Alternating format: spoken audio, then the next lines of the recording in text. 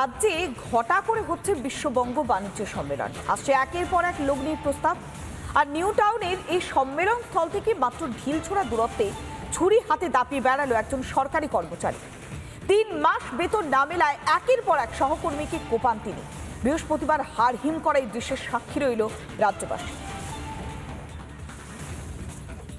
ছিলাম সোদপুরের মেয়েটাকে নিয়ে আমি প্রতিবাদ করেছিলাম, সেই জন্য আমাকে কারিগরি দপ্তরে ট্রান্সফার করে দেয়। আমাকে 4 মাস মাইনে দেয় না ডেপুটি সেক্রেটারি সোমনাথ চক্রবর্তী, এবং ওই ডিপার্টমেন্টে সবাই আমাকে মেরেছে। আমি বাধ্য হয়েছিলাম ছুরি বার করতে। নবান্ন থেকে মাস 4 আগে নিউ টাউনের কারিগরি ভবনে বদলি হয়েছিলেন অমিত কুমার সরকার। তার বিরুদ্ধে একাধিক অভিযোগ ওঠায় তাকে বদলি করে রাজ্য সরকার, কিন্তু তাতেও বদলায়নি অমিত বাবু। ছিলাম সোদপুরের মেয়েটাকে নিয়ে আমি প্রতিবাদ করেছিলাম, সেই জন্য আমাকে কারিগরি দপ্তরে ট্রান্সফার করে দেয়। আমাকে 4 মাস মাইনে দেয় না ডেপুটি সেক্রেটারি সোমনাথ চক্রবর্তী, এবং ওই ডিপার্টমেন্টে সবাই আমাকে মেরেছে। আমি বাধ্য হয়েছিলাম ছুরি বার করতে। হঠাৎ করে ছুরি মারতেই গেলেন কেন, তার কারণ জানতে চাইলে তার সহকর্মীদের দাবি নিয়মিত অফিস আসতেন না অমিত, পাওনা ছুটিও শেষ, ফলে নিয়ম মাফিক তার মাইনে কাটা যেত।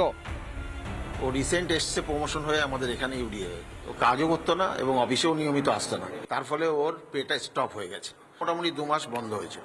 বেতন বন্ধ হয়ে যাওয়ার পরে ও আরো ক্রুদ্ধ হয়ে যায়, বিভিন্ন কর্মচারীদেরকে তত্ত্ব করতো।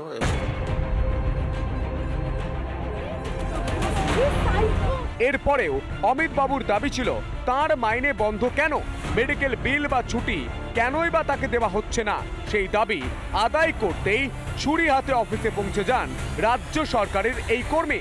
কিন্তু তার মধ্যে এতটাই ক্ষোভ, এতটাই রাগ যে তিনি স্পষ্টভাবে জানাচ্ছেন তার সঙ্গে কি কি ঘটেছে, কি কি হয়েছে। মাথা ঠান্ডা রাখার কথা বলছেন পুলিশ কর্মী, কিন্তু তিনি বলছেন যে মাথা ঠান্ডা রাখবো কেন। উনি বলেছেন যে যে যা করার করে নিতে পারে, এরকম দেখার কথা উনি বলছেন। অর্থাৎ তার মধ্যে যেই ক্ষোভ, সেই ক্ষোভের বহিঃপ্রকাশ কিন্তু তারপরেও ঘটেছে। কিন্তু এই ঘটনাকে কিভাবে ব্যাখ্যা করছেন মনোবিদরা? হতাশাই কি এই ঘটনার একমাত্র কারণ, নাকি এর পেছনে অন্য কোনো কারণ? রাগের উপরে কোনো কন্ট্রোল রাখতে পারে না, এই জিনিসটা কিন্তু বারবার অনেকের ক্ষেত্রে দেখা যায়, এবং সেটা আমাদের আগে থেকে জেনে নিতে হবে যে এই ভদ্রলোকের এইরকম প্রবলেম আগে ছিল কিংবা হয়েছে কিনা।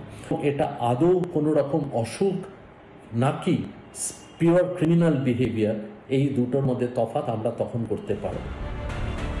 তবে যে অপরাধ করেছেন অমিত কুমার সরকার, সেই অপরাধের শাস্তির বিধান রয়েছে। তাকে গ্রেপ্তারও করেছে বিধাননগর সিটি পুলিশ। তার বিরুদ্ধে দায়ের হয়েছে খুনের চেষ্টার মামলা। পিঙ্কি অধিকারী, রুমকি দে ও আনন্দমোহন ঝার রিপোর্ট, রিপাবলিক বাংলা। নানা ধরনের কন্টেন্ট দেখার জন্য লাইক করুন, শেয়ার করুন আমাদের ফেসবুক পেজ, সাবস্ক্রাইব করুন আমাদের ইউটিউব চ্যানেল। পাশাপাশি অন্যান্য ব্রেকিং নিউজের জন্য অবশ্যই চোখ রাখুন রিপাবলিক বাংলায়।